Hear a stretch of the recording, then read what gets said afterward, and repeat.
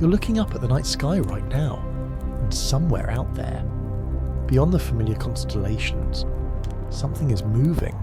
It's not supposed to be there. It came from a place so distant that light from our sun has never reached it. For months, astronomers tracked it as just another faint dot drifting through the darkness. They expected it to follow the rules, to behave like every other visitor we've ever seen.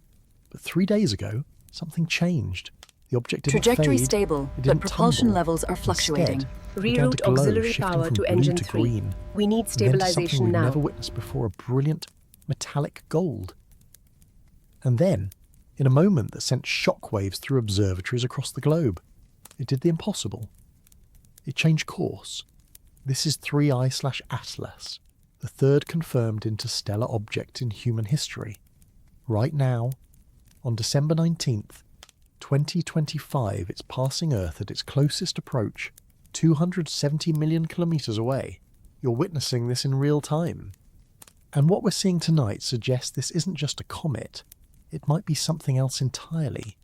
If you want to follow this unfolding mystery as new data streams in from NASA and observatories worldwide, make sure you hit that subscribe button and turn on notifications. We're tracking something that happens once in a generation, and you're here for it. Let's rewind for just a moment. Back to where this story actually begins, not in the laboratories or the conference rooms, but in the quiet hours before dawn, when most of the world is still asleep. It's December 16th, 3 nights ago.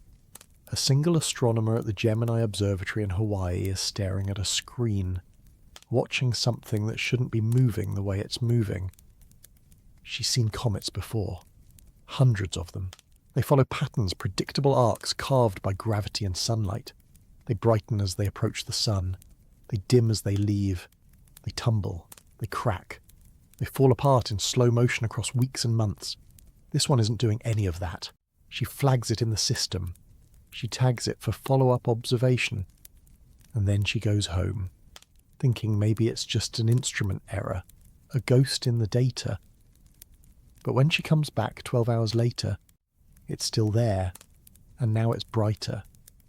Not gradually brighter, sharply brighter, as if someone flipped a switch. That's when the calls start going out. That's when the global network wakes up. You need to understand something about how we track objects in space. It's not like watching a bird fly past your window. These visitors are so far away that even our most powerful telescopes see them as nothing more than points of light pixels on a sensor. We don't see shapes. We don't see surfaces. We see brightness and we see colour. And from those two things, we build entire stories about what something is made of, where it came from, and what it's doing. For 3I/Atlas. That story started months ago when it was first detected as a faint blur moving against the background stars. At that point, it was still beyond the orbit of Mars, cold and dark, just another traveller passing through. The calculations were run. The trajectory was plotted. It would swing past the sun, loop around and head back out into interstellar space.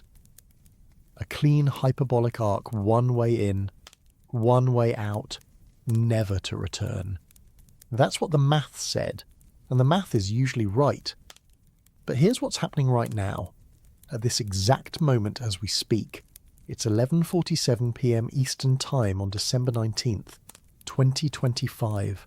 Across the world, from Hawaii to Chile to Australia, telescopes are locked onto this object, not casually observing it, hunting it, because in the last 72 hours, 3I/Atlas has broken the pattern.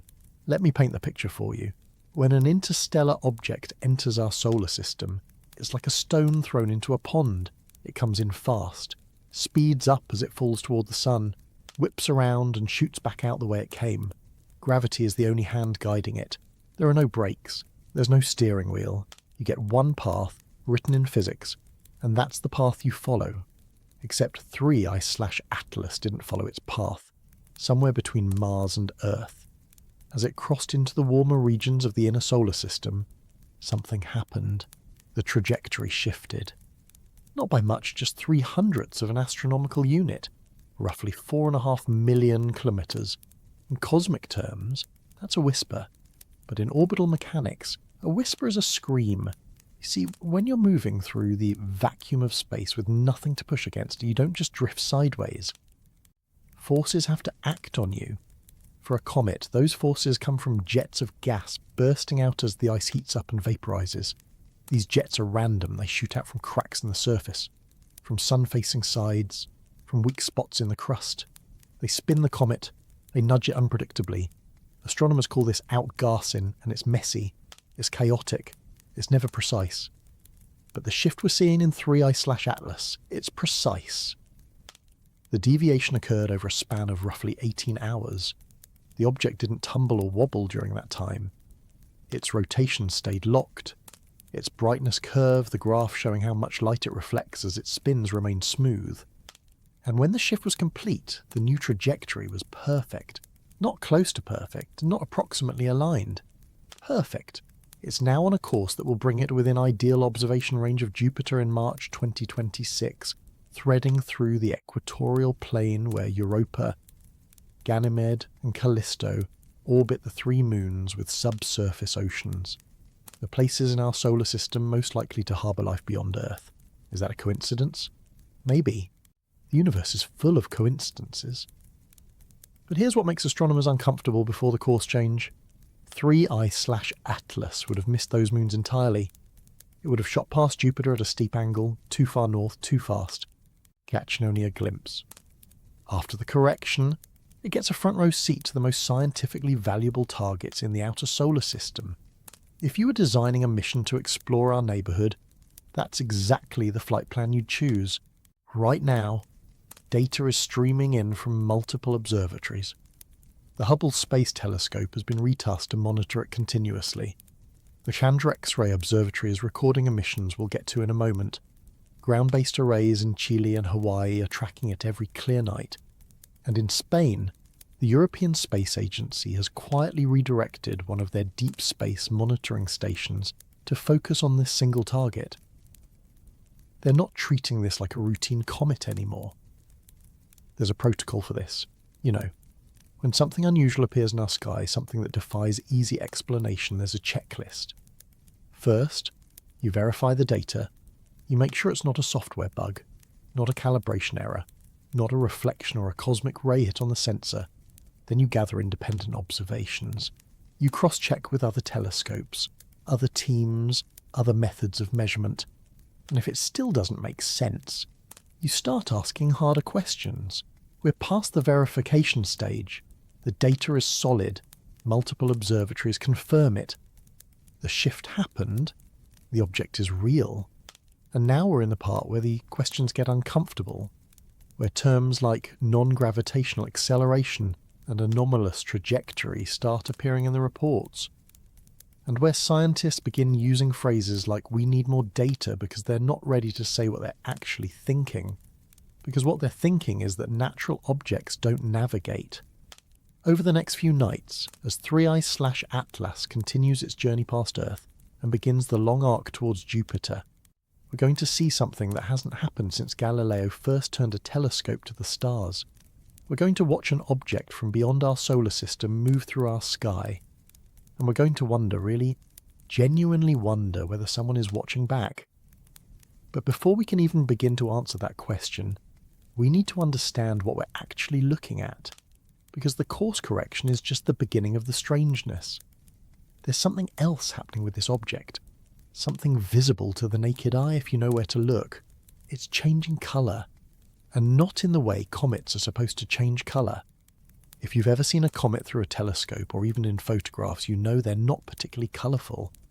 Most of them glow with a pale, ghostly white, maybe tinged with a hint of yellow or a dusty brown. That's because comets are essentially dirty snowballs, frozen water, mixed with rock dust and organic compounds, all wrapped up in a dark crust formed by millions of years of cosmic ray bombardment. When the sun heats them up, the ice turns directly to gas, creating that familiar fuzzy halo we call a coma. It's pretty, in a quiet way, but it's not vivid. It's not striking. 3I/Atlas is vivid. Let me take you back to December 17th, 2 nights ago. Astronomers at the Gemini Observatory captured what they thought would be a routine spectral image, basically a photograph that breaks down the light from the object into its component colours. Like a prism splitting sunlight into a rainbow, this tells us what chemicals are present, what's glowing, what's reflecting. It's one of the most fundamental tools we have for understanding what something is made of when we can't physically touch it. When the image processed, the lead observer sat back in her chair and just stared at the screen. The object wasn't white. It wasn't the expected dusty grey. It was glowing a deep electric blue. Now, blue isn't impossible for a comet. When carbon monoxide ice sublimates, turns from solid to gas, it can scatter sunlight in a way that appears blue. We've seen this before with a few comets that ventured in from the far reaches of the solar system, still carrying volatiles that haven't been baked away by previous trips near the sun. So the initial reaction was cautious optimism. Okay, we're looking at a carbon monoxide-rich object. Interesting, but explainable. But then, 6 hours later, the colour changed. The blue faded. In its place, a vibrant green began to dominate the spectrum. And this made sense too, at first. Green is actually one of the most common colours we see in comets. It comes from diatomic carbon, a molecule made of 2 carbon atoms bonded together. When ultraviolet light from the sun hits this molecule, it fluoresces, glowing bright green. It's the same principle as a glow stick or a black light poster. We've documented this in dozens of comets over the years. Halley's Comet had a greenish tint. Comet Neowise in 2020 showed a green coma when viewed through certain filters. So far, so good. A comet that starts blue and shifts to green as different layers of ice sublimate away unusual, but within the boundaries of known physics.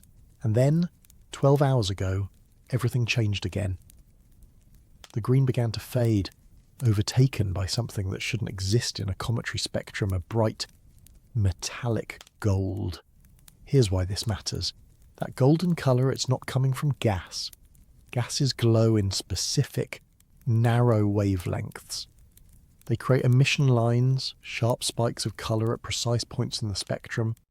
But what we're seeing from 3I/Atlas now is reflection, broad spectrum reflection, the kind you get when light bounces off a solid surface. And not just any surface, a highly reflective one. The team at Gemini ran the numbers. The object's albedo, its reflectivity, has jumped to roughly 80%. To put that in perspective, fresh snow on Earth reflects about 70 to 80% of the light that hits it. Enceladus, one of Saturn's moons and one of the most reflective bodies in the entire solar system, reflects about 99% because its surface is pure water ice, constantly replenished by geysers. 3I/Atlas is approaching snow-level reflectivity, but here's the problem, it's not cold enough to be ice. Not anymore. At its current distance from the Sun 8 astronomical units, just a bit beyond the orbit of Mars, the surface temperature should be around minus 20 degrees Celsius in the shadowed areas, and well above freezing on the sunlit side. At those temperatures, water ice doesn't stay frozen on the surface of a small object. It sublimates rapidly, turning to vapour and streaming away. If 3I/Atlas were covered in fresh ice, we'd see a massive diffuse coma, a huge cloud of water vapour expanding around it. We'd see the brightness fluctuating wildly as chunks of ice broke away and the object tumbled. We're not seeing that. The coma is tight, controlled, almost sculpted, so what reflects sunlight like a mirror but stays solid at temperatures where ice should be evaporating. There aren't many natural candidates. Certain types of sulfur compounds can have a yellowish tint, but they don't reflect 80% of incoming light. They're dull, almost matte. Iron-rich silicates, the kind found in some metallic asteroids, can gleam, but their colour is more bronze or reddish-brown, not gold. And besides, 3I/Atlas isn't displaying the spectral signature of iron. It's not showing the absorption lines we'd expect from metal oxides. The colour is pure, clean, like polished brass or, well, like something designed to be seen. I want to pause here and ask you something. If you were sending a probe to another star system millions of years in the future, and you wanted it to be noticed when it arrived, not immediately, but at the right moment. When it was close enough to be studied, how would you do it? Would you make it dark and stealthy? Or would you give it a surface that catches the light? Would you let it tumble randomly through space? Or would you stabilize its rotation so that reflective panels could flash in a predictable pattern? Think about that for a second. There's a researcher at the University of Hawaii, Dr. Robert Werrick, who was part of the team that discovered Oumuamua back in 2017.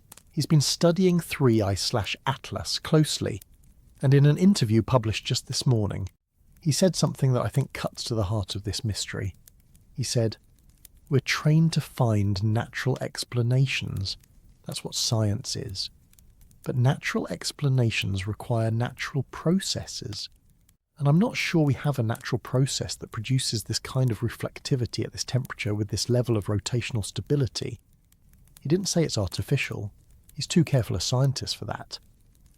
But he didn't say it's natural either. The gold colour has another implication that most people aren't talking about yet. Gold, as a colour in astronomy, often indicates the presence of sodium or certain organic compounds. But those materials produce specific spectral lines, fingerprints we can identify. The spectral data from 3I/Atlas doesn't match sodium. It doesn't match sulfur. It doesn't match any of the usual suspects we pull from our catalogue of known materials. What it does match, oddly enough, is something much simpler, plain old reflected sunlight, bouncing off a smooth metallic surface.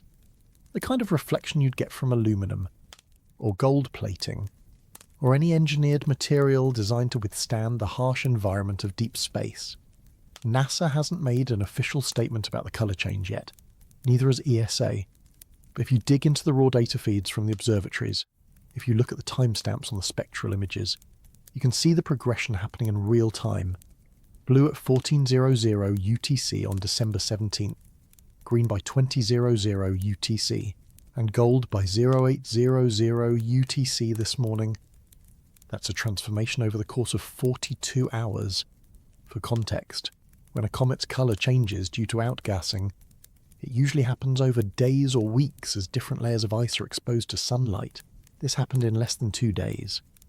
Either we're watching a comet with the most volatile, chemically diverse surface ever recorded, cycling through 3 completely different dominant emissions in rapid succession, or we're watching something else, something that's revealing itself in stages. And if it's revealing itself, that raises an even stranger question to whom, because we're the ones watching. We're the ones with the telescopes pointed at it, the sensors locked on, the data streaming in. If this object is somehow aware of our attention, if it's responding to our observation, well, that changes everything. But colour is just one piece of the puzzle. There's something else happening with 3I/Atlas, something we can't see with optical telescopes. We need to look at it through different eyes that see X-rays. Most people don't realise that space isn't actually silent. It's full of signals, radio waves, infrared radiation, ultraviolet light, X-rays, gamma rays. We just can't see or hear most of them without the right instruments. Our eyes only catch a narrow slice of the electromagnetic spectrum, the part we call visible light. Everything else is invisible to us, happening all around us, all the time, like a conversation in a language we were never taught to speak. X-rays are part of that hidden conversation. They're high-energy photons, much more energetic than the light that lets you read these words or see the stars at night. On Earth, we associate X-rays with hospitals and security scanners, but out in space, they tell us about violence, about supernovas, black holes, neutron stars colliding, matter being ripped apart at temperatures of millions of degrees. When something emits X-rays, it means something intense is happening. Comets emit X-rays too, but for very different reasons. When a comet gets close to the sun, it starts releasing gas water vapour, carbon dioxide, carbon monoxide, all the frozen volatiles that have been locked away in its icy core for billions of years. This gas forms a cloud around the nucleus called a coma, sometimes millions of kilometres across. And when the solar wind, that constant stream of charged particles flowing out from the sun, slams into this cloud, something interesting happens. The solar wind carries ions, atoms that have lost electrons and are positively charged. When these ions hit the neutral gas molecules in the coma, they can steal electrons from them in a process called charge exchange. And when that happens, the ions release energy in the form of X-rays. It's a soft, diffuse glow spread out across the entire coma. We've seen it in comet after comet. Hyakutake in 1996, Linear in 2000, ISON in 2013. It's predictable. It's well understood. 3I/Atlas is doing something different. The Chandra X-ray Observatory has been watching this object since December 15th, before most of the world even knew its name. Chandra is one of NASA's great observatories, launched in 1999, and it sees the universe in X-rays with a clarity no ground-based telescope can match. It orbits Earth in a long ellipse that takes it more than a third of the way to the Moon, far above the atmosphere that would otherwise absorb the X-rays it's trying to detect. On December 17th, Chandra's data showed exactly what we expected: a faint X-ray glow surrounding 3I/Atlas, consistent with charge exchange. The coma was thin, but it was there, and the solar wind was doing its job. Everything looked normal, textbook, even, and then, 18 hours later, the pattern changed. The X-ray emissions didn't just increase, they started pulsing. On, off, with a rhythm so precise you could set a watch by it, every 6. 2 hours, like clockwork, the X-ray intensity would spike to nearly 10 times its baseline level, hold there for about 40 minutes, then drop back down. Then, 6.2 hours later, it would happen again. Let me put that in perspective. Charge exchange is a chaotic process. The solar wind isn't uniform, it gusts and swirls like wind on Earth. Buffeting the coma unpredictably, the gas cloud itself is turbulent, expanding and contracting as the comet rotates and different parts of its surface heat up under the sun. The X-ray glow should flicker randomly, rise and fall without pattern, driven by the messy physics of billions of particles colliding every second. But this has structure. This has periodicity. Dr. Carey Lisser, a planetary scientist at Johns Hopkins Applied Physics Laboratory, who's spent decades studying comets, reviewed the Chandra data and made a comment in a hastily arranged teleconference that was later leaked to the press. He said, "I've looked at X-ray data from over 40 comets in my career. I've never seen anything like this. The amplitude is wrong. The timing is wrong. If I didn't know better, I'd say we were looking at a pulsar. Pulsars, of course, are the collapsed cores of dead stars, spinning at incredible speeds, blasting beams of radiation into space like cosmic lighthouses. They pulse because they rotate, and as they rotate, their beams sweep across our line of sight. On, off, on, off. But pulsars are stellar remnants, objects with the mass of the sun compressed into a sphere the size of a city. They're not supposed to be drifting through our solar system masquerading as comets, so what could cause this kind of signal? The standard explanation, the one that appears in the cautiously worded NASA updates, is that we're seeing rotational modulation of the charge exchange process. In other words, as 3I/Atlas rotates, different parts of its surface come into sunlight, releasing gas in jets that create temporary, localized enhancements in the coma. When the solar wind hits these denser pockets of gas, the X-ray emission spikes. It's plausible, it fits the physics, and if that's all there was to it, we'd call it an interesting but explainable quirk and move on. But there's a problem with that explanation. The gas jets model requires the object to have active regions on its surface, specific spots where volatiles are concentrated and venting preferentially. We see this on comets all the time, but if that's what's happening, those jets should be pushing the comet around, causing it to tumble or wobble. The rotation should be unstable, gradually speeding up or slowing down as the jets act like tiny rocket engines, shoving the object in unpredictable directions. 3I/Atlas's rotation is stable, locked at 6.2 hours, no drift, no wobble. It spins like a wheel on an axle, perfectly balanced. And there's something else. The intensity of the X-ray pulses is too high. When Dr. Lisser said the amplitude is wrong, he meant that the gas cloud around 3I/Atlas is too thin to produce X-rays this bright. The density just isn't there.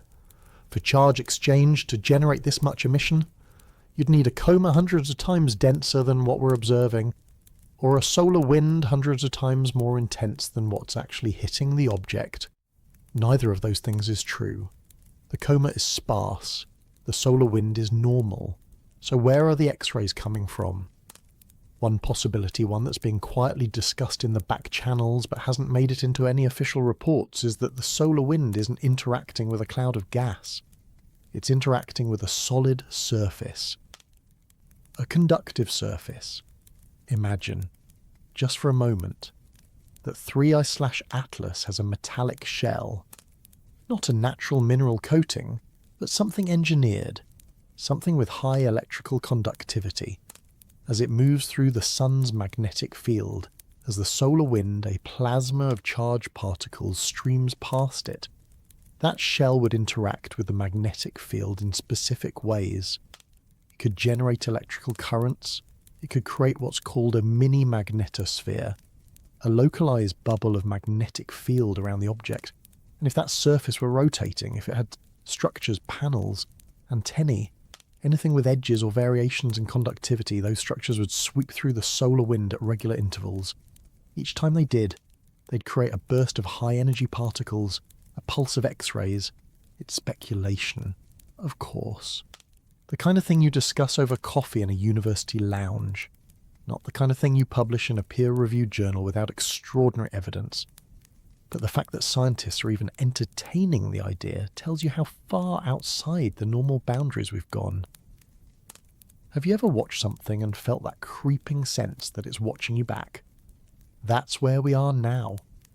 There's one more detail that hasn't gotten much attention in the press, but it's there in the data if you know where to look. The X-ray pulses aren't just periodic, they're phase-locked with the optical light curve. That means the X-ray spike happens at exactly the same point in the rotation cycle as the golden flash we talked about earlier.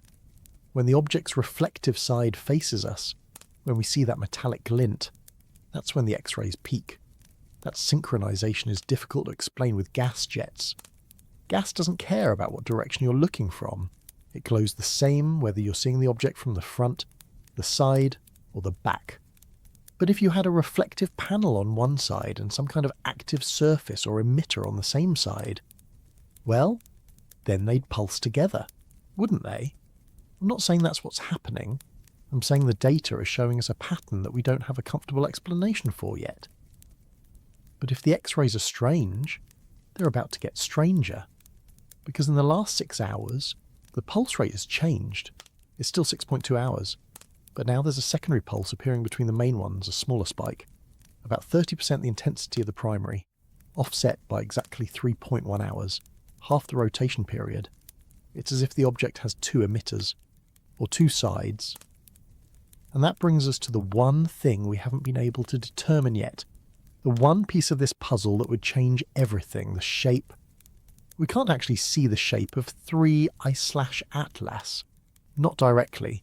Even the Hubble Space Telescope, humanity's sharpest eye in orbit, sees it as nothing more than a point of light, a single pixel against the black.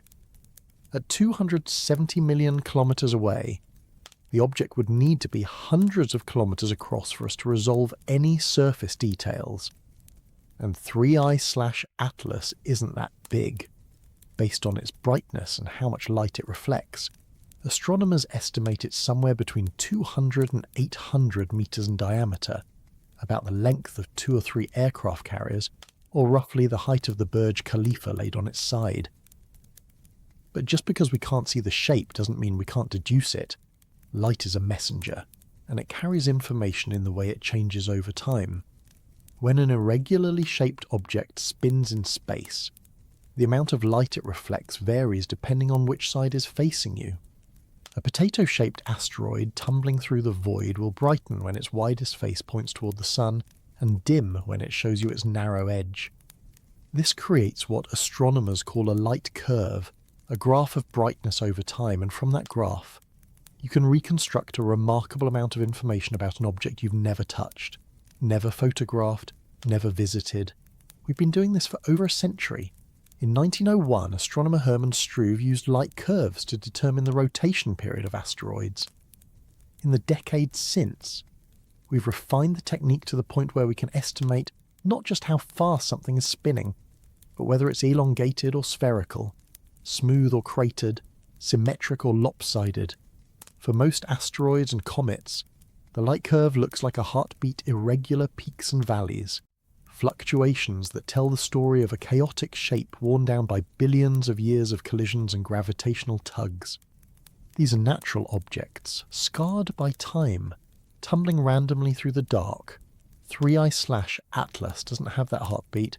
Its light curve is almost perfectly sinusoidal, a smooth wave that rises and falls with mathematical precision. No jagged spikes, no unexpected dips, just a gentle oscillation repeating every 6.2 hours. That kind of smoothness tells us something profound about the object's shape. It's symmetric. Think about what that means for a moment. Out in the Kuiper Belt, beyond Neptune, there are millions of icy bodies that have been slowly colliding with each other for the entire history of the solar system.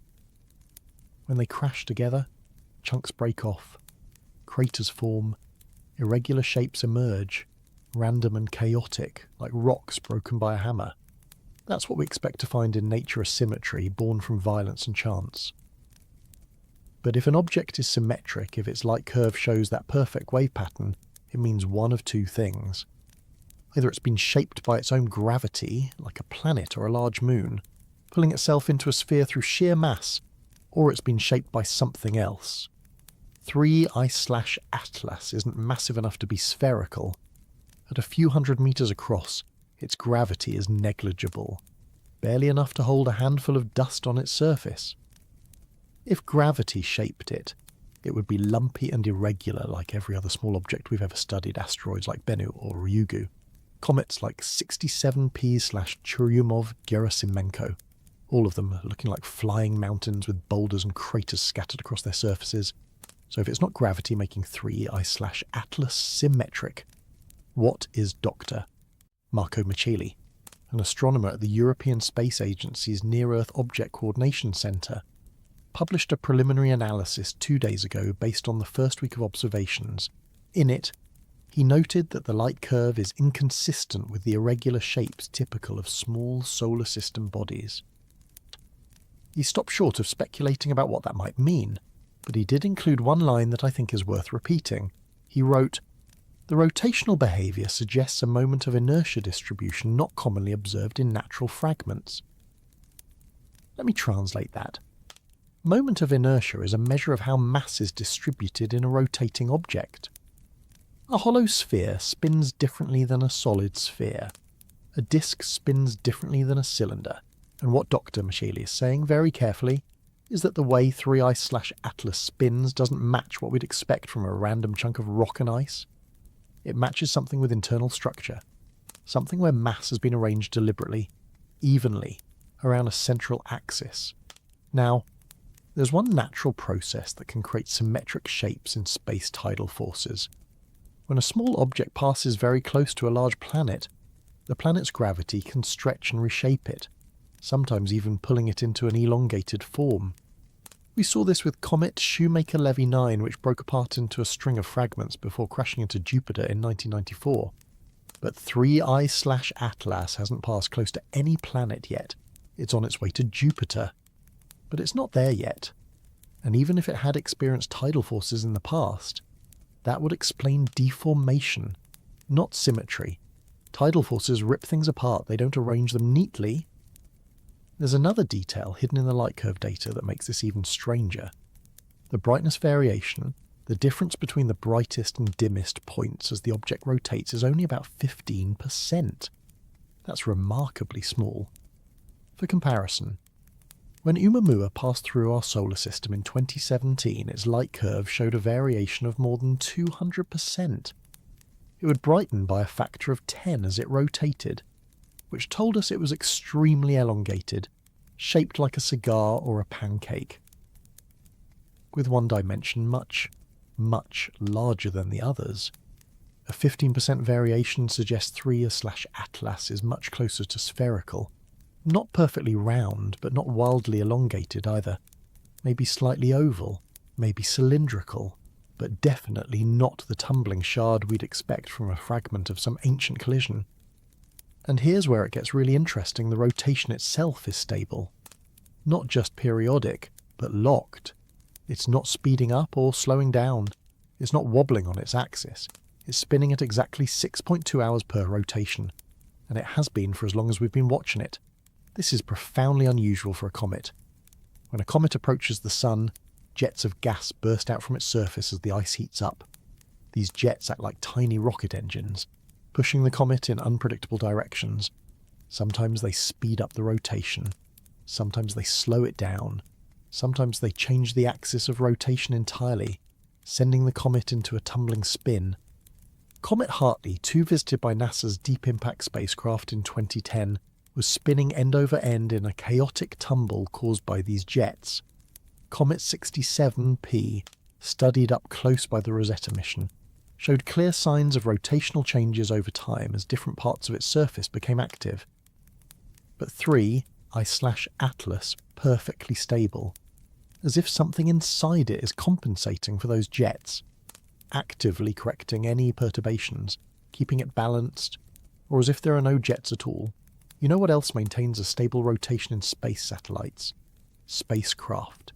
Things designed to point in specific directions, equipped with reaction wheels or gyroscopes. Systems that can adjust their orientation without expelling mass. We've been doing this since the 1960s. Every satellite from GPS to Hubble uses some form of attitude control to keep itself pointed the right way. Is it possible that's what we're seeing here? Some form of active stabilization? I'll be honest with you, most scientists would say no. The simpler explanation is that 3/Atlas just happens to be shaped in a way that makes it aerodynamically stable, that the outgassing is weak enough not to perturb it, that the mass distribution is balanced enough to resist tumbling. Unlikely coincidences happen all the time in nature. You don't need to invoke technology to explain a smooth light curve. But here's what keeps me up at night. We're not dealing with just one unlikely coincidence. We're dealing with several, all happening in the same object at the same time. The symmetric shape, the stable rotation, the precise trajectory correction, the colour change, the X-ray pulses, the high reflectivity. Any one of these, taken alone, could be explained away, a quirk of composition, an unusual outgassing event, a statistical fluke, but all of them together. There's a principle in science called Occam's razor, which says that the simplest explanation is usually the right one. But Occam's razor cuts both ways. If you have to stack a dozen separate coincidences on top of each other to make the natural explanation work, at some point, the simpler explanation might be the one we're trying very hard not to say out loud. What if the shape is symmetric because it was built that way? What if the rotation is stable because it's being controlled? I'm not saying that's the answer. I'm saying it's a question we can no longer avoid asking, because in less than 90 days, when 3/Atlas reaches Jupiter, we're going to learn a lot more about what this object really is. Jupiter's massive gravity will pull on it, stress it, test it in ways the inner solar system never could. If it's a loose pile of rubble, it might fragment. If it's solid ice, it might crack. But if it's something else, if there's structure inside, if there's engineering, we'll see how it responds. And that response might tell us everything. Imagine you're driving down a highway at night, cruise control set, headlights cutting through the dark. You're not touching the wheel, you're not touching the pedals. The car is holding its lane perfectly, maintaining speed, following the curve of the road, and then, without any input from you, the car drifts 3 feet to the left. Just a gentle, smooth shift. It doesn't swerve, it doesn't brake, it just moves. And then it continues on, perfectly stable again, as if nothing happened. You'd notice that, wouldn't you? You'd wonder what caused it. A gust of wind, a slope in the road, or did the car do something on its own? That's essentially what happened with 3/Atlas between December 12th and December 14th. And it's what has a very specific group of scientists quietly recalculating everything they thought they knew about this object. Let me take you back to how we track things in space. When we first spot an object, a comet, an asteroid, anything moving against the background stars, we measure its position multiple times over several nights. From those positions, we can calculate its trajectory, where it came from, where it's going, how fast it's moving. The math is centuries old, perfected by Newton, refined by Einstein. It works. We use these calculations to predict asteroid impacts, to plan spacecraft missions, to know exactly where Jupiter will be 50 years from now. For 3I/Atlas, the initial observations in early November gave us a clear trajectory. The object was coming in from interstellar space at a speed of 34 kilometers per second relative to the Sun. Its path was hyperbolic and open curve, like a branch of a parabola, meaning it would swing past the Sun once and then escape back into the void, never to return. The closest approach to the Sun, called perihelion, would occur on January 2nd, 2026, at a distance of about 1.5 astronomical units. Then it would head outward, passing Jupiter's orbit in late March before continuing into the outer solar system. The models were solid. The predictions were precise. If you'd asked any astronomer in November where 3I/Atlas would be on December 19th, they could have told you down to a few hundred kilometers, and they would have been wrong. On December 12th, astronomers at the Catalina Sky Survey in Arizona took a routine follow-up image of 3I/Atlas to refine its orbit. When they processed the data and compared it to the predicted position, something was off. Not dramatically, the object was still in roughly the right area of sky, but it was about 0.03 astronomical units away from where it should have been. That's roughly 4.5 million kilometers.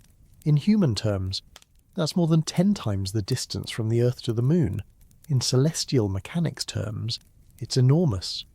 The first assumption was error. Maybe the earlier observations had been slightly inaccurate. Maybe atmospheric distortion had thrown off the measurements. So they observed it again the following night, and the night after that. By December 14th, it was clear 3I/Atlas had changed its trajectory. The deviation wasn't a measurement error. It was real. Now, comets do this sometimes, as I mentioned earlier. When ice on a comet's surface heats up and turns to gas, it can create jets that push the comet slightly off course. We call this non-gravitational acceleration, and it's well documented. Comet Halley, for instance, shows measurable non-gravitational effects during each of its visits to the inner solar system.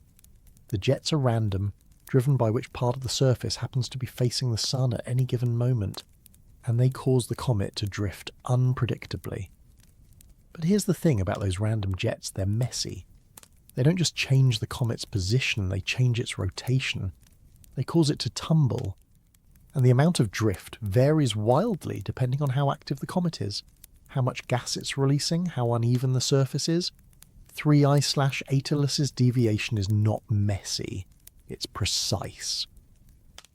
The shift occurred over a period of approximately 18 hours, sometime between the evening of December 12th and the morning of December 13th. During that time, the object's trajectory changed by a specific amount in a specific direction, not forward or backward along its path, which is what you'd expect from random outgassing, but sideways perpendicular to its direction of travel. And when the shift was complete, the trajectory stabilized again. The object didn't continue drifting, it didn't wobble. It settled into its new path as if someone had adjusted a dial and then locked it in place. Dr. David Farnokia, a navigation engineer at NASA's Jet Propulsion Laboratory who specializes in orbit determination, ran the numbers.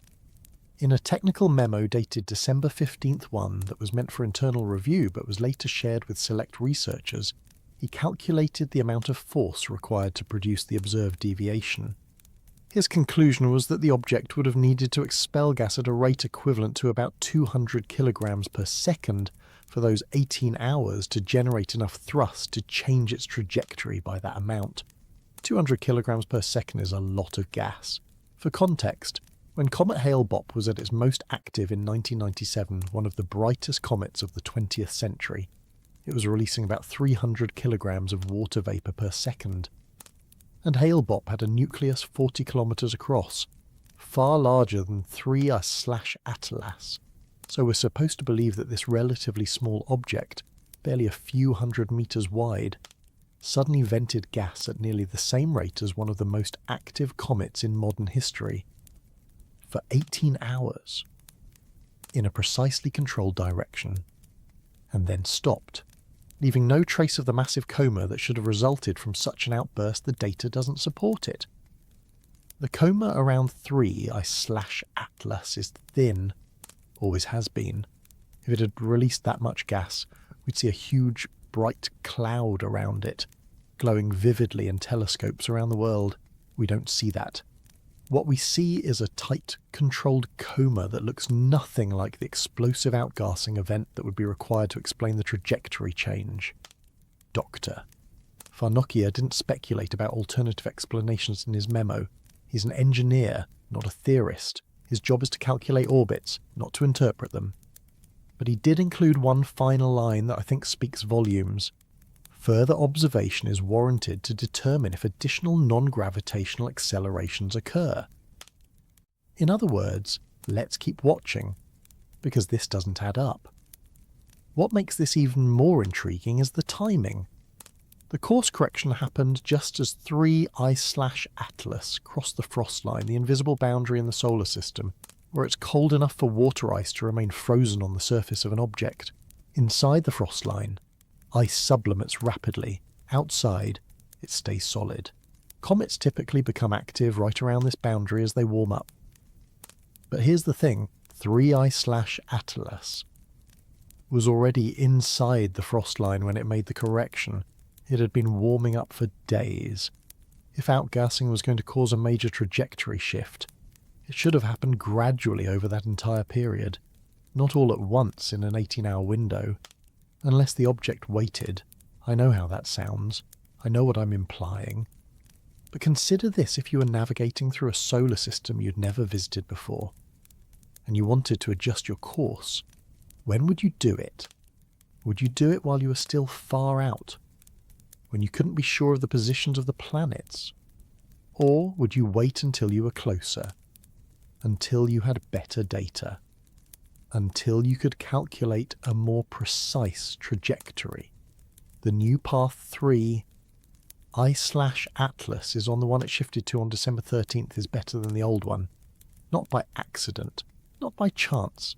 It's better in a very specific way. It sets up a much closer, much more scientifically valuable encounter with Jupiter.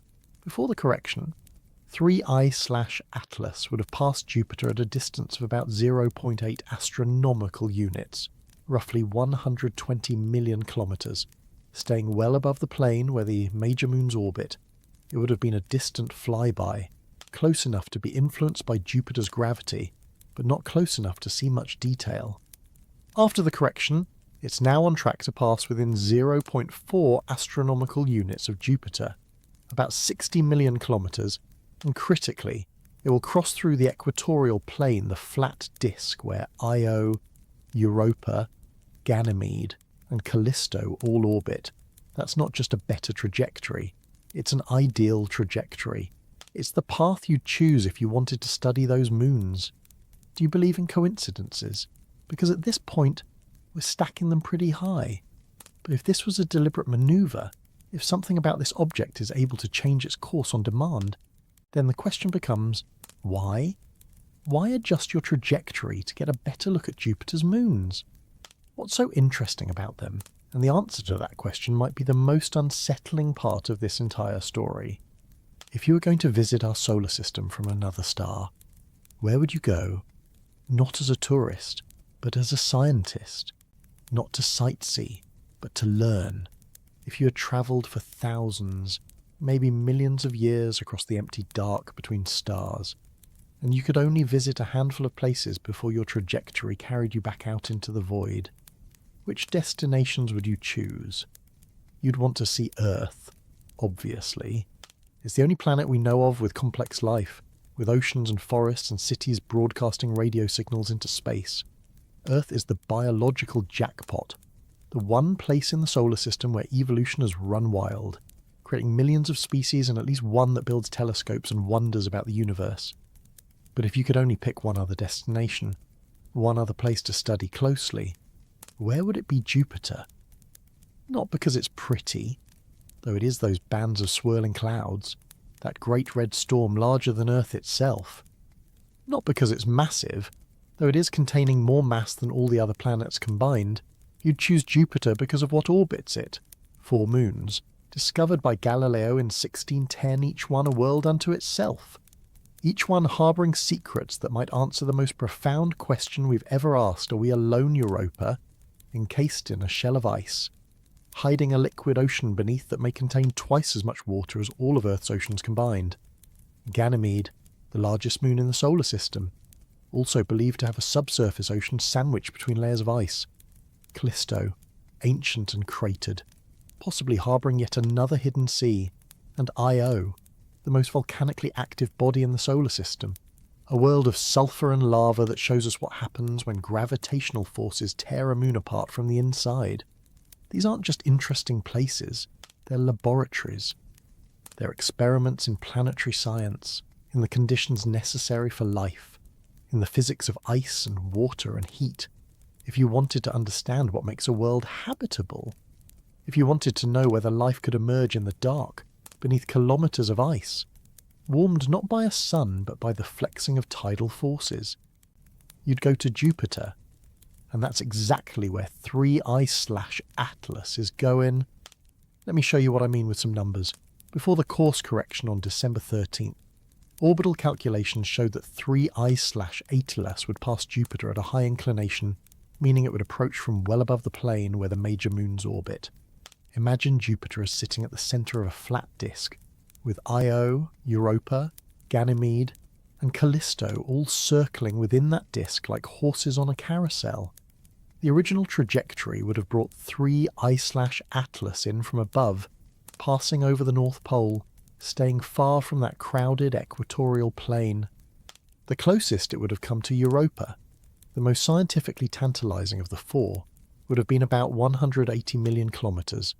For perspective, that's farther than the distance from Earth to the Sun, close enough to be affected by Jupiter's gravity, yes, but not close enough to see much detail, not close enough to collect meaningful data about the moon's surface composition or the geysers of water vapour that erupt from cracks in its ice. After the correction, everything changed. The new trajectory brings 3I/Atlas into the equatorial plane. It will cross through the orbital paths of all 4 major moons, threading the needle between them like a spacecraft performing a carefully choreographed flyby. The closest approach to Europa will now be approximately 15 million kilometres still distant by human standards, but close enough for high-resolution spectroscopy, close enough to detect the faint signatures of organic molecules if they exist in those water plumes, close enough to measure magnetic field variations that might tell us about the ocean beneath the ice. And here's the detail that makes my skin prickle: the timing of the flyby positions 3I/Atlas to pass Europa when the moon is on the sunward side of Jupiter. That matters because Europa's geysers, the jets of water vapour that occasionally burst through cracks in the ice, are most active when the moon is experiencing maximum tidal stress, which happens at specific points in its orbit. If you wanted to catch one of those geysers in action, to sample the subsurface ocean without having to drill through kilometres of ice, you time your flyby for exactly that moment. Is 3I/Atlas arriving at exactly that moment? Not quite. Orbital mechanics isn't precise enough to guarantee it, but it's close. Much closer than the random trajectory it was on before. Dr. Kevin Hand, a planetary scientist at JPL who has dedicated much of his career to studying Europa, was asked about this in a radio interview 3 days ago. The host posed the question directly. "Does it seem like this object is targeting Europa, Doctor?" Hand paused for a long time before answering. Then he said, "I think targeting is a strong word. What I will say is that if you gave me an unlimited budget and told me to design a flyby mission to study Jupiter's moons using a gravity assist trajectory, this is pretty close to what I'd come up with. Pretty close to what he'd come up with. A professional mission designer. Someone who has spent years planning spacecraft trajectories, looking at the path of an interstellar object and recognizing it as similar to something he would intentionally design. Let's put some probabilities on this. The solar system is vast. Jupiter's orbital plane is just a thin slice through that vastness. An object coming in from interstellar space on a random trajectory has about a 1 in 50 chance of passing through Jupiter's equatorial plane just by coincidence. But to pass through that plane and adjust its course to optimize the Europa encounter, and do so at a time when Europa is in a scientifically favourable position, the odds start stacking up. 1 in a few hundred. Maybe 1 in 1,000. Not impossible, just improbable. And there's another layer to this. Jupiter isn't just interesting because of its moons. It's interesting because of what it represents. Jupiter is the dominant gravitational force in the outer solar system. It shepherds asteroids. It flings comets. It shapes the architecture of everything beyond Mars. If you want to understand the dynamics of a solar system, you study the giant planet at its heart, Earth and Jupiter, biology and physics, life and the forces that govern planetary formation. If you're visiting a solar system for the first time, if you're gathering data to take back home or transmit to someone waiting light years away, those are the two things you'd prioritise. And here's the uncomfortable part: 3i/Atlas is visiting them in order.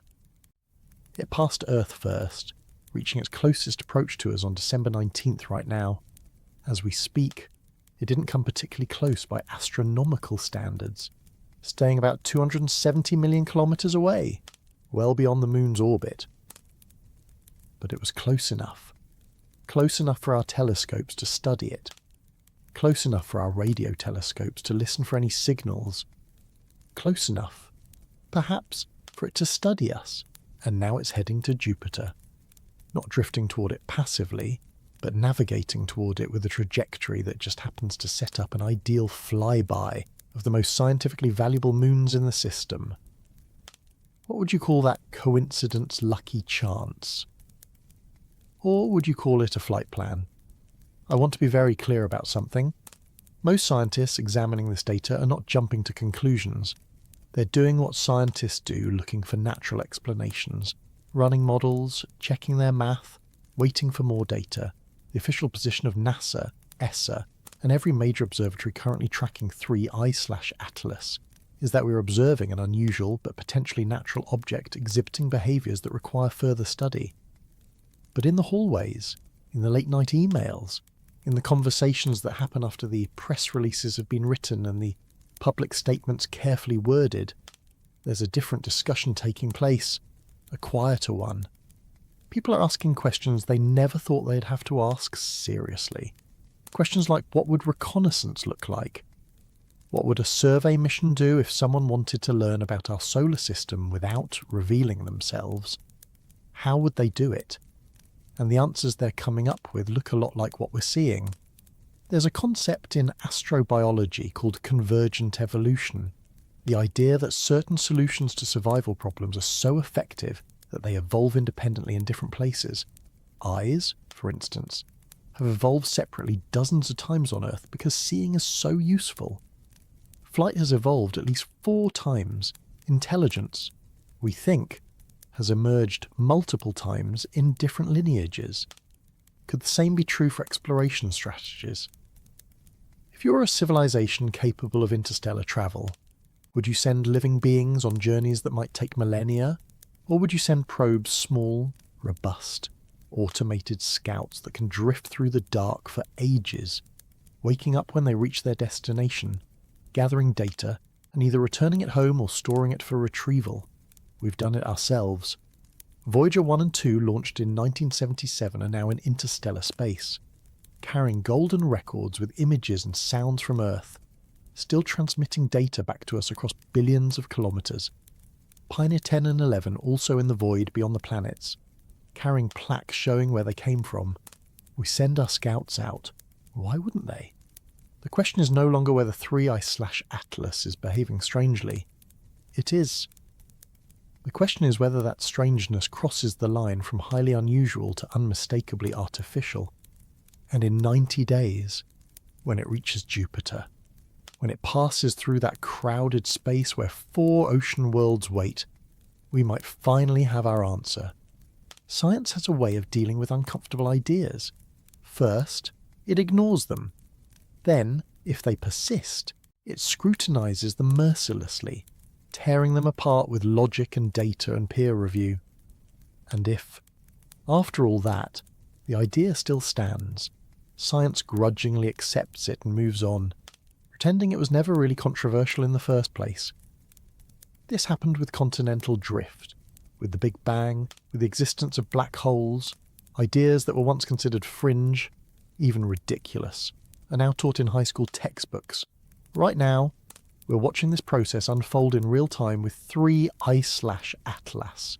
And at the centre of the storm is a man who has spent the last 8 years being alternately celebrated and ridiculed for asking a question most scientists refuse to take seriously. What if Oumuamua wasn't natural? His name is Avi Loeb, and whether you agree with him or not, you can't ignore him. Professor Abraham Avi Loeb is the former chair of Harvard's astronomy department, a theoretical physicist who has published over 800 papers on topics ranging from black holes to the first stars in the universe. He's worked with Stephen Hawking. He's advised NASA.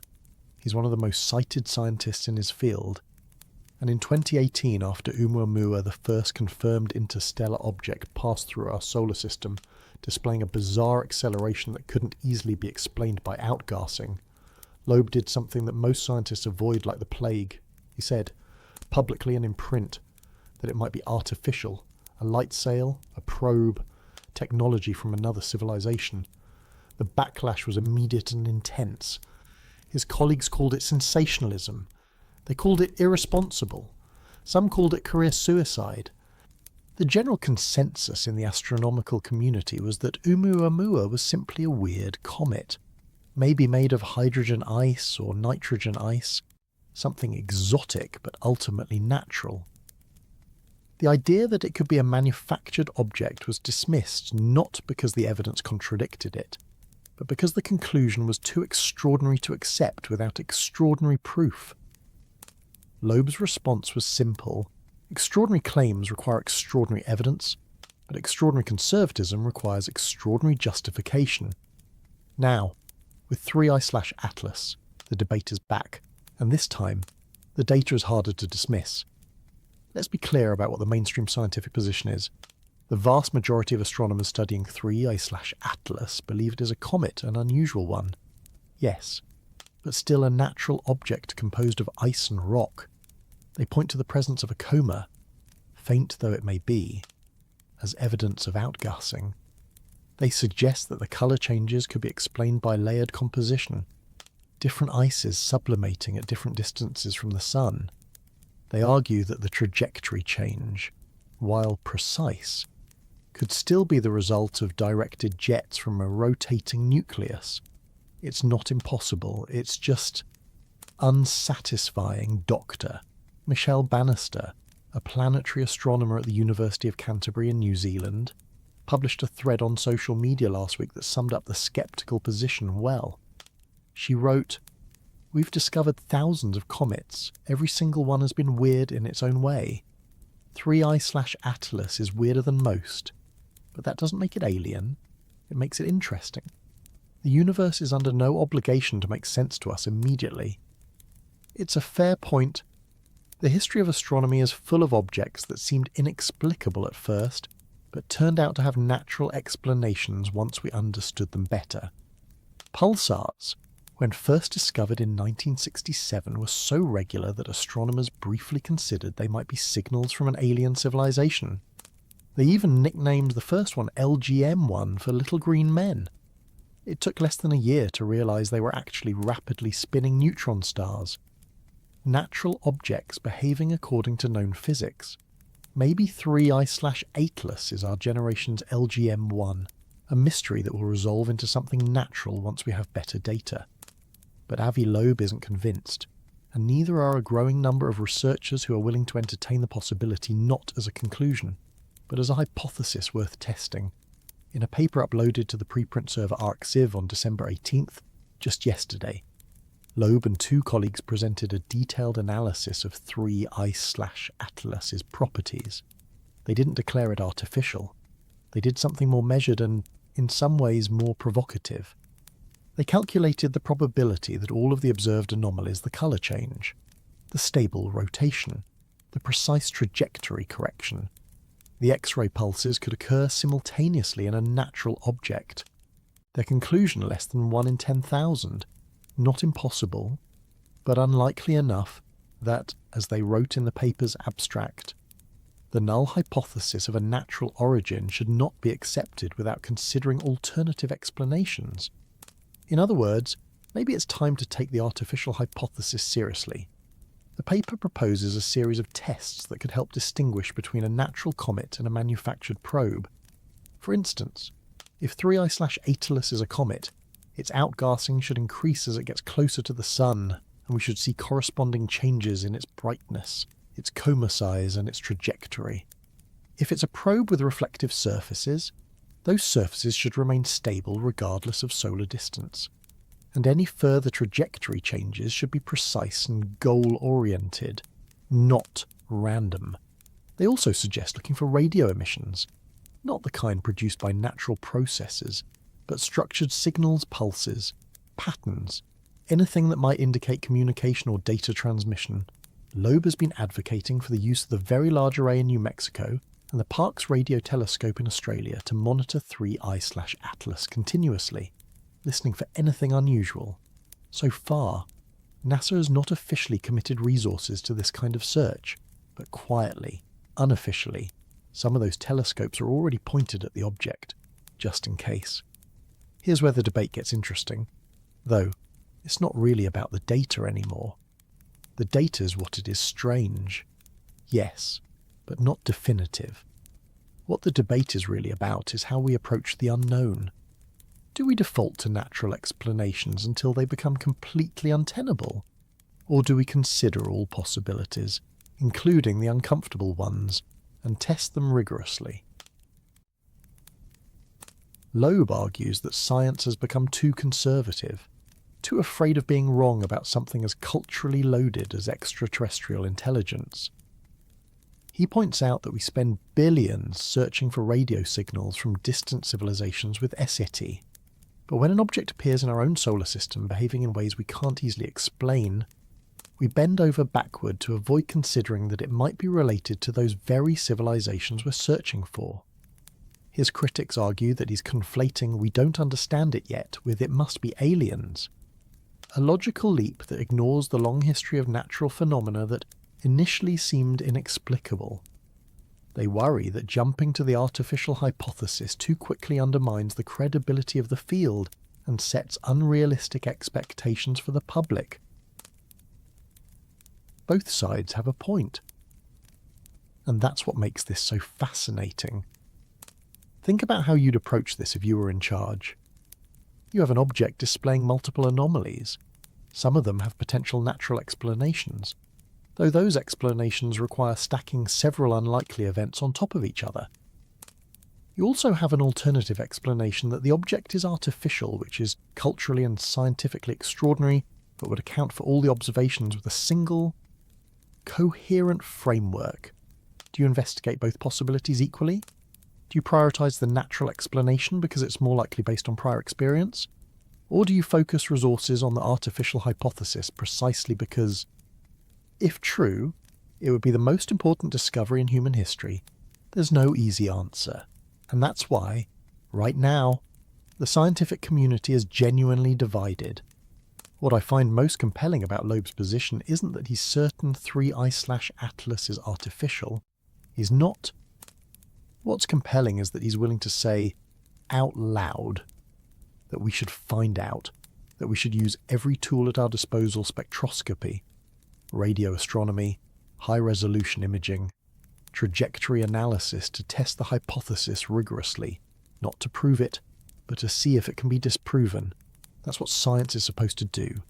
It's supposed to ask hard questions and follow the evidence wherever it leads, even if the destination makes us uncomfortable. And the evidence, right now, is leading us toward Jupiter, toward a flyby that will either reinforce the natural explanation or shatter it completely. Because here's what we know for certain: when 3I/Atlas reaches Jupiter in March 2026, it will be subjected to forces and stresses unlike anything it has experienced so far. Jupiter's gravity will pull on it, its magnetic field will interact with it, and if there's any hint of internal structure, any sign of technology, any anomaly we haven't yet detected, Jupiter will reveal it. The question isn't whether we'll learn more. The question is whether we're ready for what we might learn. There's a moment in every mystery when you run out of speculation and have to wait for the evidence. When all the theories have been laid out, all the data examined, all the arguments made, and the only thing left to do is watch and see what actually happens. For 3I/Atlas, that moment is coming. March 14th, 2026. Mark that date. Because on that day, approximately 90 days from now, this object will make its closest approach to Jupiter, passing within 60 million kilometres of the largest planet in our solar system. And when it does, Jupiter is going to tell us things about 3I/Atlas that we cannot possibly know from watching it drift through empty space. Jupiter isn't just big, it's a force of nature, a cosmic testing ground. If 3I/Atlas is a fragile pile of ice and rock barely held together by its own weak gravity, Jupiter will stress it, shake it, maybe even tear it apart. If it's something else, something more robust, more engineered, Jupiter will reveal that too. Because you can't hide what you're made of when you're being pulled by the gravity of a planet that masses 318 times more than Earth. Let me walk you through what's going to happen, step by step, and what we'll be watching for. First, the approach phase, starting in late February, as 3I/Atlas gets within Jupiter's gravitational influence. We'll see if the object's trajectory changes in ways that match our predictions. Every large object with mass creates what we call a gravity, a curvature in space-time that affects how other objects move nearby. Jupiter's gravity well is deep. When 3I/Atlas enters it, the planet will start bending its path, accelerating it, changing its velocity in predictable ways. If it's a comet, this should be straightforward. We plug Jupiter's mass and 3I/Atlas's trajectory into the equations, and we get a predicted path. The object should follow that path almost exactly, with maybe small deviations from outgassing, but nothing major. But if there's another course correction, if 3I/Atlas adjusts its trajectory again while it's near Jupiter, that would be significant. Because at that point, it would be clear the object isn't just responding to sunlight and random jets. It would be navigating, and that would change everything. What would a second course correction look like? Probably subtle. A small change in velocity, maybe just a few meters per second, applied at a specific point in the orbit. It wouldn't need to be dramatic, just enough to adjust the flyby distance of one of the moons, to change the angle of approach, to position itself for something. Dr. Bonnie Baratti, a planetary astronomer at JPL, mentioned in a recent interview that her team has already calculated several possible trajectory modifications that would be scientifically valuable. For instance, a small burn at the periapsis, the closest point to Jupiter, could shift the path to bring 3I/Atlas within 10 million kilometres of Europa instead of 15 million. That might not sound like much, but at those scales, it's the difference between getting detailed spectroscopy of the surface and just seeing a blur. If we see that adjustment happen, if the numbers line up with one of those scientifically optimal trajectories, well, it would be hard to call it coincidence. The second thing we'll be watching is structural integrity. When something passes close to a massive planet, it experiences what's called tidal forces, the difference in gravitational pull between the side of the object facing the planet and the side facing away. These forces try to stretch the object, pulling it apart like taffy. For small objects passing at safe distances, tidal forces are negligible. But 3I/Atlas will be getting close enough that those forces will matter. If it's a loosely bound pile of rubble, what we call a rubble pile asteroid, those tidal forces could cause chunks to break away or even fracture the entire object into pieces. We've seen this happen before. Comet Shoemaker Levy 9, before it crashed into Jupiter in 1994, was torn into more than 20 separate fragments by Jupiter's tidal forces. If 3I/Atlas fragments, that tells us something important is weak. It's held together by ice or weak gravity, not by any kind of structural reinforcement. But if it passes through Jupiter's gravitational field intact, with no signs of cracking or breaking apart, that suggests strength, cohesion, maybe even a rigid internal framework. We'll know within hours of the flyby. Telescopes will be watching for any change in brightness, any sudden appearance of debris, any asymmetry in the light curve that might indicate a fracture. Then there's the magnetosphere test. This is the one I find most intriguing. Jupiter has the strongest magnetic field of any planet in the solar system, about 20,000 times stronger than Earth's. This field extends millions of kilometers into space, creating a vast region called the magnetosphere, filled with trapped charged particles, intense radiation, and complex electromagnetic interactions. When objects pass through it, they interact with that field in specific ways depending on what they're made of. If 3I/Atlas is a comet ice and rock, mostly non-conductive materials, it should pass through Jupiter's magnetosphere without much interaction. Maybe a slight brightening from the trapped radiation hitting its coma, but nothing dramatic. But if it has any conductive materials, metals for instance, or any kind of electronic components, those materials will interact with Jupiter's magnetic field. They could generate electrical currents. They could produce radio emissions.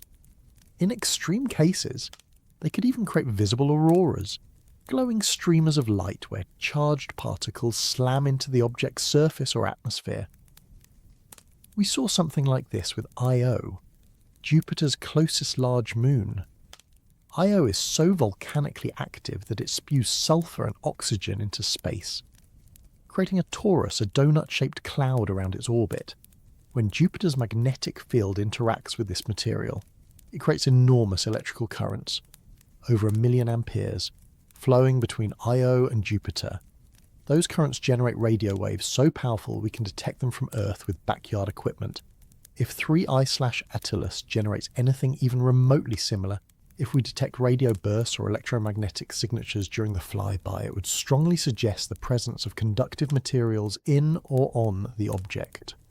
And while you can find metals in natural asteroids, the combination of conductivity, the stable rotation, the precise trajectory, and all the other anomalies would make the natural explanation increasingly difficult to maintain.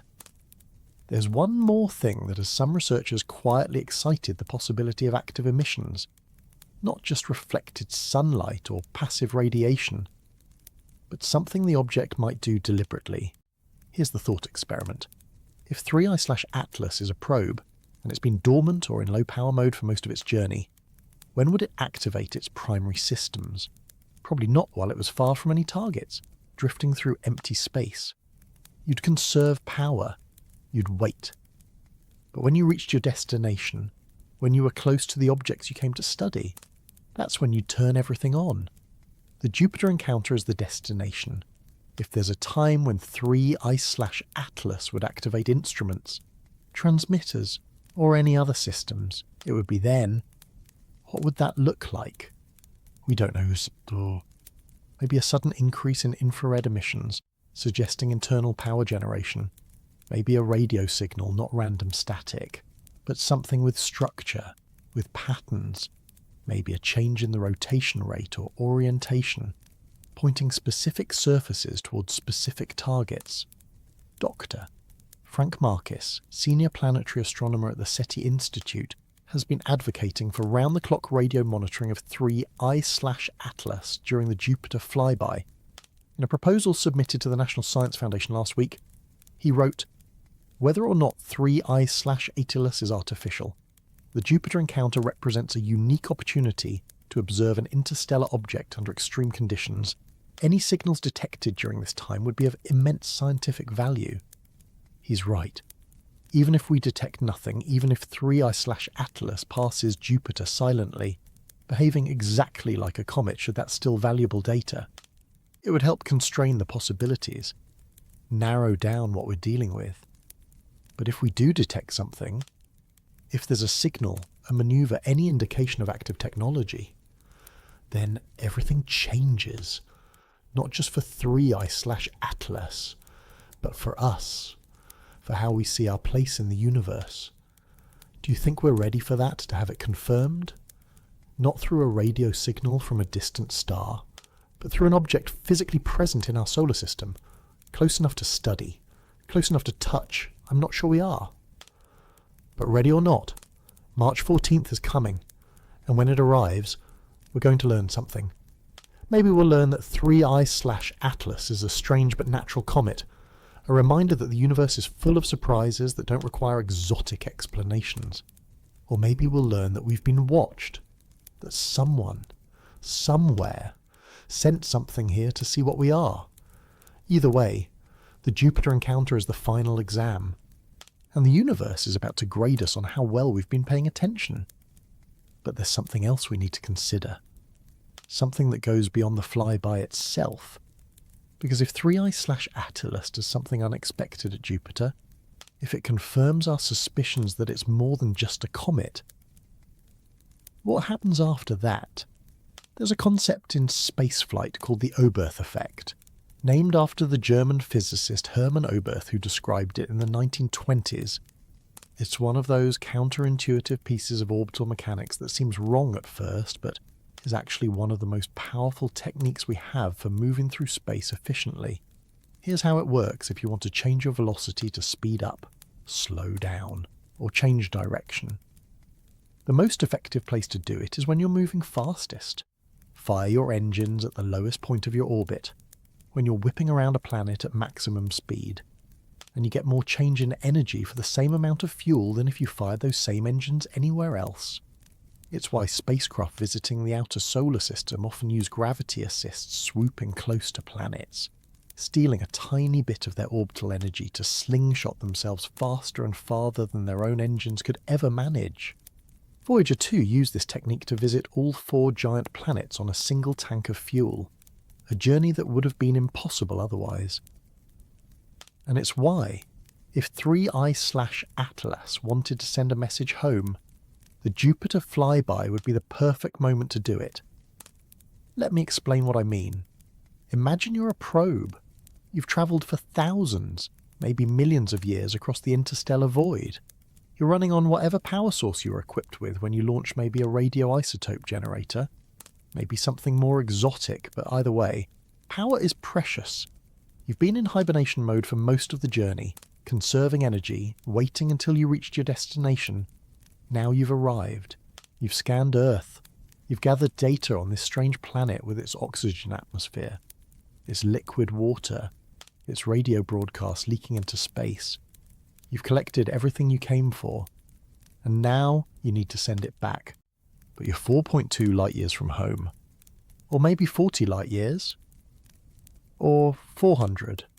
The distance doesn't really matter. What matters is that any signal you transmit has to cross an enormous gulf of space, spreading out and weakening as it goes, until by the time it reaches its destination, it's almost indistinguishable from the background noise of the universe. To punch a signal across that kind of distance, you need power. A lot of power. More power than your onboard systems can generate under normal circumstances. But what if you could steal that power from somewhere else? Jupiter's gravity well is deep. When 3I/Atlas falls towards Jupiter, it accelerates, gaining kinetic energy of motion. At the closest approach, it will be moving at roughly 20 kilometers per second relative to Jupiter, far faster than it was moving when it entered the solar system. All that speed, all that energy, came from falling down Jupiter's gravity well. And if you could convert even a tiny fraction of that energy into a transmission burst, you could send a signal powerful enough to be detected light years away. This is where the Oberth effect becomes relevant. If you're going to fire an engine, transmit a signal, or do anything that requires energy, the best time to do it is at periapsis, the point of closest approach. That's when you're moving fastest, when the energy is already there, when a small input yields the maximum output.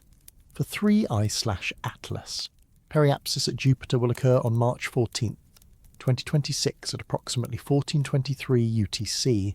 At that moment, the object will be moving at its maximum velocity, experiencing the strongest gravitational forces it will encounter anywhere in the solar system. If it's going to transmit, that's when it would happen. Now, let's talk about what kind of signal we might be looking for. Radio's the obvious choice. It's how we've been searching for extraterrestrial intelligence for decades with SETI, scanning the skies for narrowband signals that couldn't be produced by natural processes. But radio has a problem it spreads out as it travels.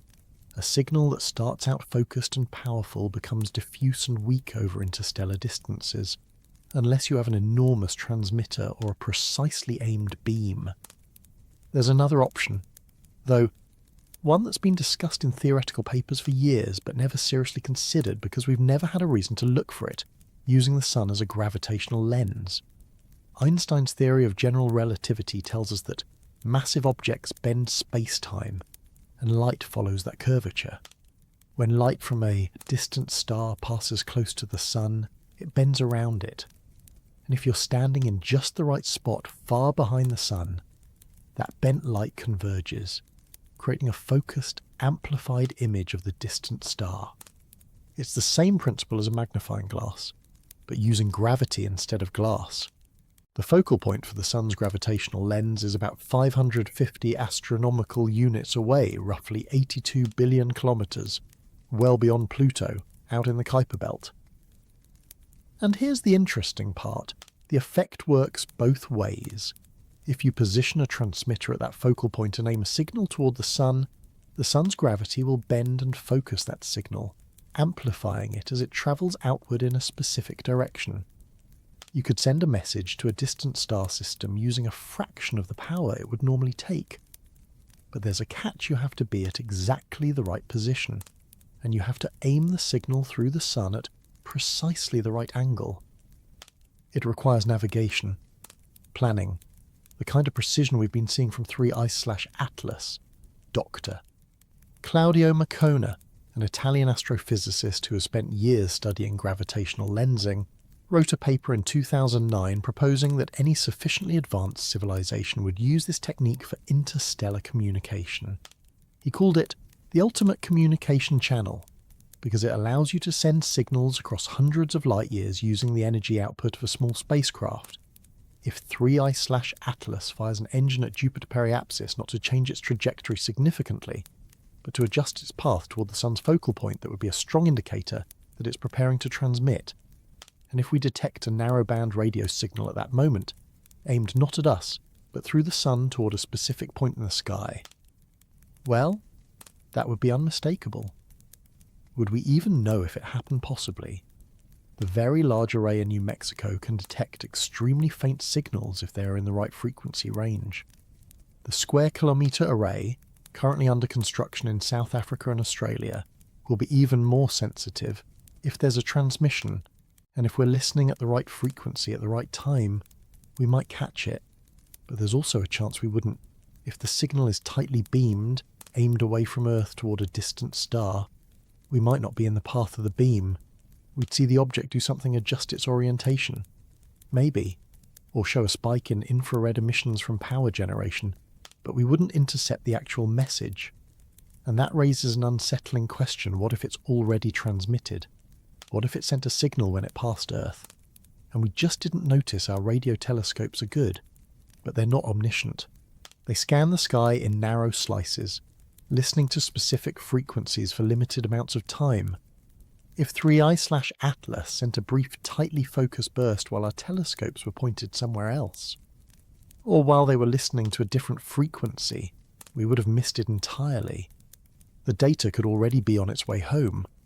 A compressed packet of information, spectroscopic data from Earth's atmosphere, measurements of our radio emissions, images of our cities at night glowing with artificial light racing across the light years at the speed of light, carrying news of our existence to whoever is listening.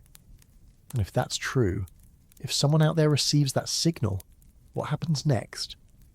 Think about what we would do if we received a probe from another civilization. We'd study it, of course. We'd analyse every piece of data it carried. And then, assuming we had the capability, we'd probably send something back. Not immediately. Interstellar distances mean communication delays of years or decades, but eventually a response, an acknowledgement, maybe even a follow-up mission. If 3i/Atlas is reporting back, the reply won't arrive for a long time.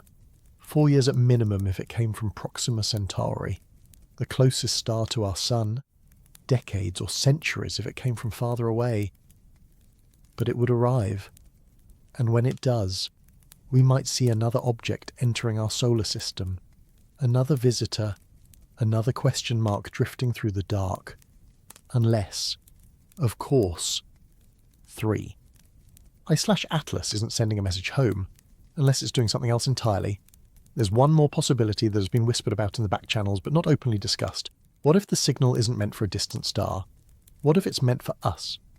A deliberate transmission, at a frequency we can detect, containing information intended to be decoded, a message, a greeting, or perhaps instructions. It sounds like science fiction, I know. But consider this: if you were an advanced civilization and you wanted to make contact with a younger species, how would you do it? Would you broadcast a signal from your home star and hope they happen to be listening? Or would you send a probe, let it study them, and then, when the moment was right, when it had determined they were technologically capable of receiving a message, transmit something they could understand? We don't know. We can't know. Not until March 14, when 3i/Atlas reaches Jupiter and we see what it does next. But I want to ask you something. If there is a transmission, if we detect a signal deliberate and structured, clearly artificial, what do you think it would say? Would it be a simple acknowledgement of our existence? Scientific data? An exchange of information? Or would it be something more profound? Something that changes how we see ourselves and our place in the universe? And more importantly, would you want to know? Or is there comfort in uncertainty? In not having to confront the reality that we're not alone? That we've been seen? That we're being judged or studied or simply observed by minds we cannot comprehend? Because that's where we are now, standing on the edge of a question we've been asking for thousands of years. Finally, possibly, on the verge of an answer. There's a photograph taken by the Voyager 1 spacecraft in 1990 from a distance of 6 billion kilometres away. As it was leaving the solar system, in that photograph, Earth appears as a tiny speck less than a pixel wide, suspended in a beam of scattered sunlight. Carl Sagan, the astronomer who suggested taking that photograph, called it the pale blue dot. He wrote that everyone you've ever heard of, every human being who ever lived out their lives on that tiny mote of dust. It's a humbling image, a reminder of how small we are, how fragile, how utterly insignificant in the vast cosmic arena. But it's also a reminder of something else we're here, against all odds, on this one particular planet, circling this one ordinary star in a galaxy of 200 billion stars. Something happened. Life emerged. Consciousness developed. Beings capable of wondering about their place in the universe built machines to explore it. And now, perhaps, someone else is wondering about us. Whether 3i/Atlas is a comet or probe, whether it's natural or artificial, its presence here has already changed something fundamental about how we see the universe. Before Oumuamua in 2017 we knew interstellar objects existed. The math told us they had to, but we'd never actually seen one. The space between stars was theoretical, abstract, something that happened elsewhere. Now we know it's not empty. We know that objects drift between the stars, carrying with them the debris or perhaps the intentions of distant systems. We know that our solar system is not isolated, that we live at a crossroads, a place where travellers pass through on journeys that began long before our species existed. That knowledge doesn't go away, regardless of what we learn about 3i/Atlas. In the wake of this object's passage, something remarkable has happened. Governments and institutions that spent decades giving only token attention to the search for extraterrestrial intelligence are suddenly, quietly, taking it seriously, not with press conferences or public announcements, but with actions. The Vera Rubin Observatory, currently in its final construction phase in Chile, is a next-generation telescope designed to survey the entire visible sky every few nights, creating a constantly updated map of everything that moves or changes. When it comes online in 2025, it will be able to spot objects like 3 I/Attilas months or even years before they reach the inner solar system, giving us time to study them properly, to prepare, to point every available instrument at them and gather data we can actually use. NASA has quietly allocated funding for what they're calling the Interstellar Object Response Network, a coordinated system of observatories, radio telescopes, and rapid response protocols designed specifically to study objects entering our solar system from interstellar space. It's not a large program, not yet, but it exists. 2 years ago, it didn't. The Galileo project, founded by Avi Loeb in 2021, has raised over $10 million to build dedicated observatories equipped with instruments specifically designed to detect and characterize anomalous objects. Their goal isn't to search for life on distant planets, it's to look for evidence of technology right here in our cosmic neighborhood. In our skies, in our solar system. These are not the actions of a scientific community that has dismissed the possibility of artificial objects visiting us. These are the actions of people who are preparing for the next one. And there will be a next one. The statistics guarantee it.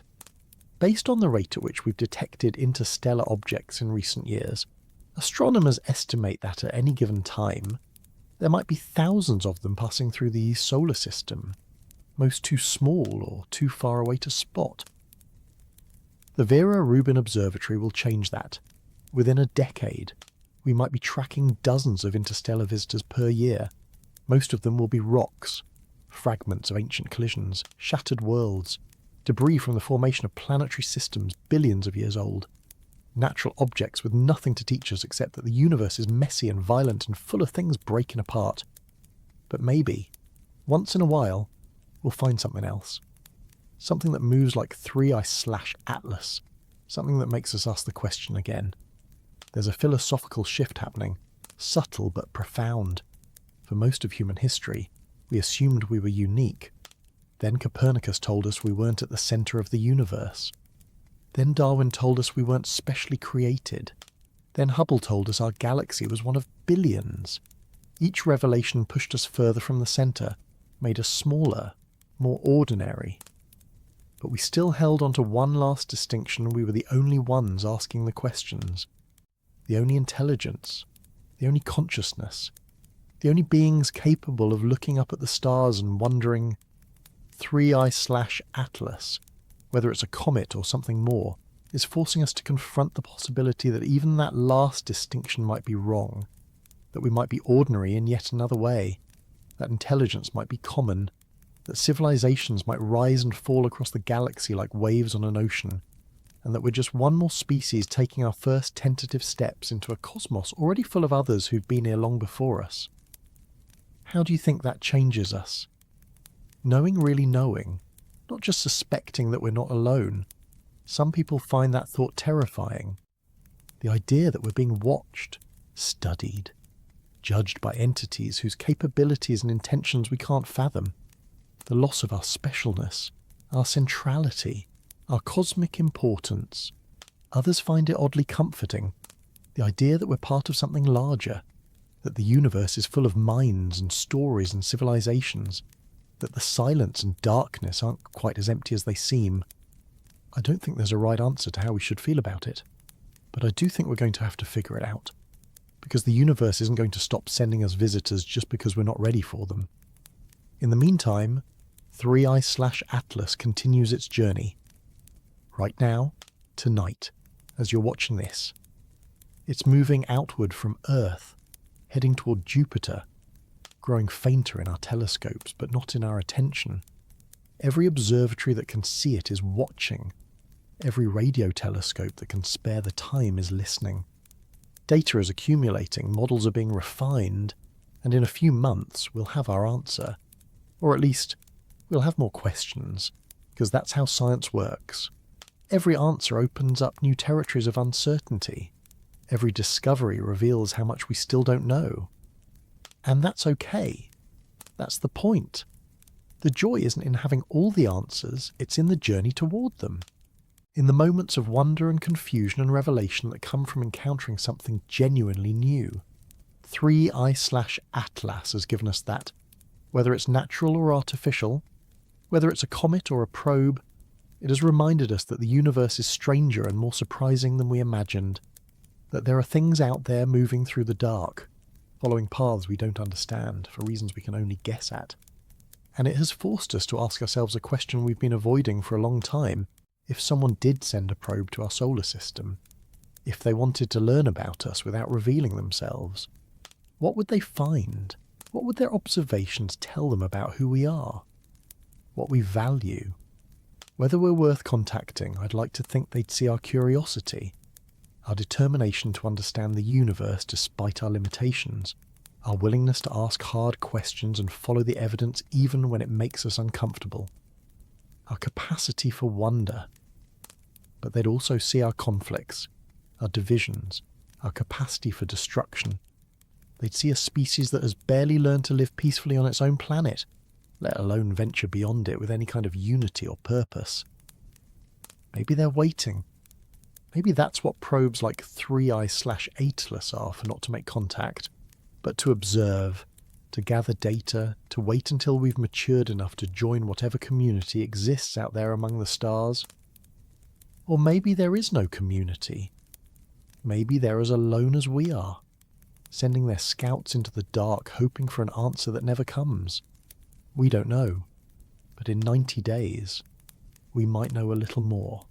And in the years after that, as we watch the sky more carefully, as we build better tools and ask better questions, we'll learn more still. The universe is patient. It's been here for 13.8 billion years. It can wait for us to catch up, and we will. Because that's what we do. We look up, we wonder, we build machines to extend our senses into the cosmos. And slowly, carefully, one discovery at a time, we find our place in the vastness. 3I/Atlas is part of that story now. A golden flash in the night, a visitor from the deep dark, a mystery we're still unravelling. And whatever the truth turns out to be, the fact that we're here asking the question, the fact that we care enough to watch and wonder and work toward an answer that might be the most remarkable thing of all. Thank you for staying with me through this journey. If you want to follow what happens when 3I/Atlas reaches Jupiter, if you want to be here when we find out what this object really is, make sure you're subscribed, because this story isn't over. It's just beginning. Keep looking up. The universe is full of surprises, and we've only just started to see them.